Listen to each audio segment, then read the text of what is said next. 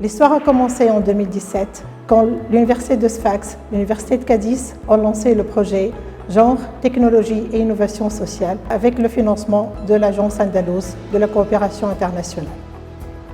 L'objectif était de former 30 étudiantes diplômées de l'Université de Sfax en innovation sociale, technologie, entrepreneuriat et stratégie de communication par des experts dans la matière pour améliorer leurs compétences professionnelles et promouvoir leur employabilité. Cette formation a permis aux étudiantes de concevoir et d'animer leurs propres ateliers au sein des associations de la société civile afin de transférer les compétences qu'elles ont acquises aux femmes tunisiennes.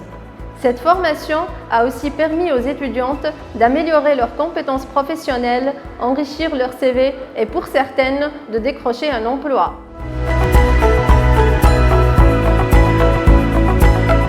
Alors, cette expérience exceptionnelle d'intégration dans le monde associatif a affiné mes compétences socio-professionnelles. En premier lieu, elle a renforcé mon esprit collaboratif, surtout pour une personne qui a toujours été introvertie. J'ai également appris l'importance du networking et qu'on a toujours besoin d'autrui pour effectuer des échanges stratégiques, de bons procès pour faire réussir son business. Il y avait un moment où j'étais un peu hésitante. J'ai pensé que je ne pouvais pas être une formatrice. Mais avec l'aide de mon équipe et la motivation par les différentes intervenantes du projet, j'ai réussi. C'était un moment où j'ai testé mes talents et pratiqué mes compétences telles que l'écoute, la flexibilité, etc. Et même des bénéficiaires de l'association m'ont poussé à devenir une formatrice et ils m'ont dit que j'ai tout ce qu'il le faut. Alors maintenant, j'ai des nouveaux horizons concernant ce que je peux avoir comme métier au futur et c'est grâce au projet Genre, Technologie et Innovation sociale. Grâce au projet Genre, Technologie et Innovation sociale, j'ai poussé mes limites d'un cran. En effet, le projet m'a été très bénéfique et grâce à la formation, j'ai pu gagner plus de confiance et self-esteem et j'ai pu élaborer mon propre projet qui me permet d'être épanouie et affronter la vie avec ardeur, confiance et zèle.